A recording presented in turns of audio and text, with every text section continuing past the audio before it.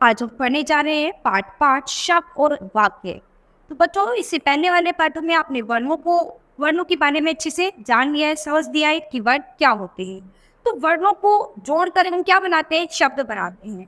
और फिर शब्दों को जोड़कर हम क्या बनाएंगे? वाक्य बनाएंगे। तो वर्णों को अगर हम आपस में जोड़ेंगे तो शब्द बनते हैं। तो आइए पहले हम शब्दों के बारे में पढ़ते हैं।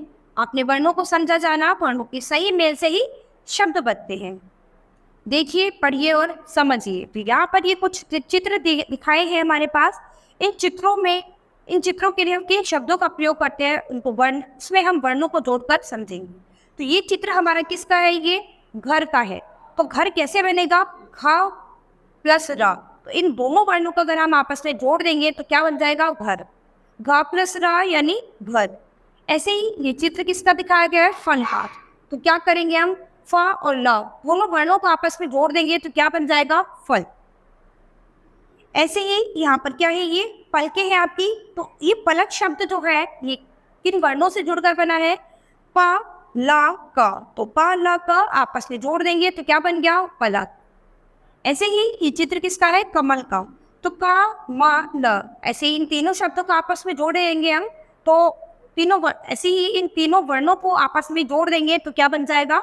कमल। ऐसे ही ये चित्र किसका है? शलगम का। तो शलगम शब्द जो है इन वर्णों को आपस में जोड़ने से बना है। कौन कौन से वर्ण जोड़ने हैं हमें? श प्लस र प्लस ग प्लस म। तो शलगम। ठीक है। इसके बाद ये क्या है? चित्र किसका है? उपवन का।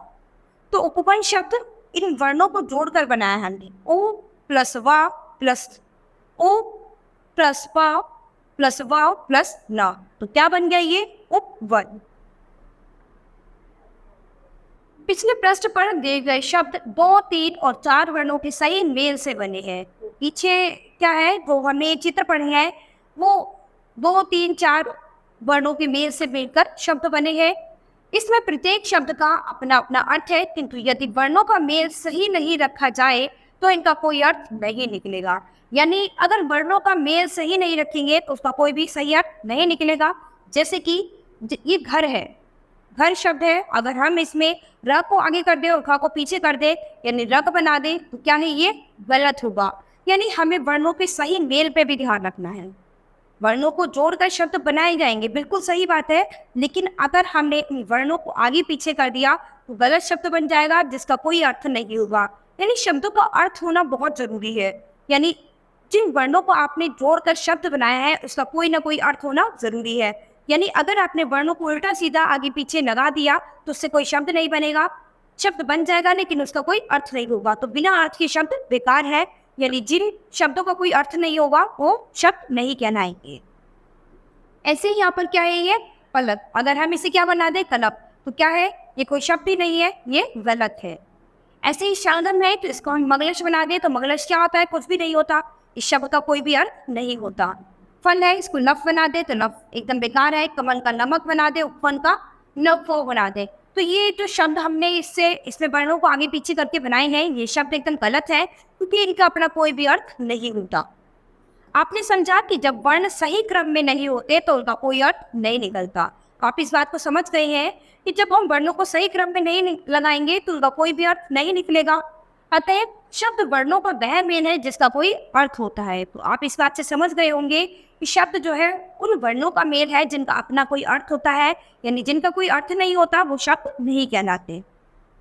इसके बाद हम पढ़ेंगे वाक्य के बारे में। तो शब्दों के बाद आते हैं हमारे वाक्य। यानी शब्दों को जोड़कर अब हम क्या बनाएंगे? वाक्य बनाएंगे।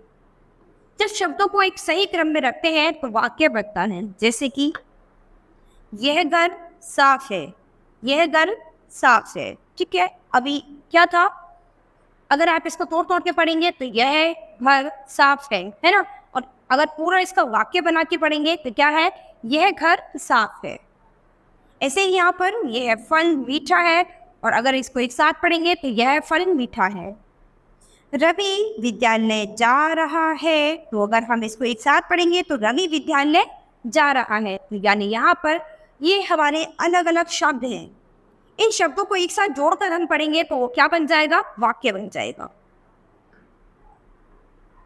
ऊपर आपने सही क्रम में लिखे शब्दों से बने वाक्य पढ़े हैं। अतः शब्दों की सही मेल से किस प्रकार वाक्य बनते हैं यह अब आप समझ ही गए होंगे। तो शब्दों के सही मेल से हम वाक्य भी बना सकते हैं। विद्यार्थियों को वर्ण, शब्द और वाक्य का अंतर स्पष्ट होना चाहिए। तो यहाँ पर बच्चों क्या है, आपको अपने वर्णों की पहचान होनी चाहिए। उसके बाद वर्णों को जोड़कर जो शब्द बनाए जाते हैं आपको उनकी भी पहचान होनी चाहिए।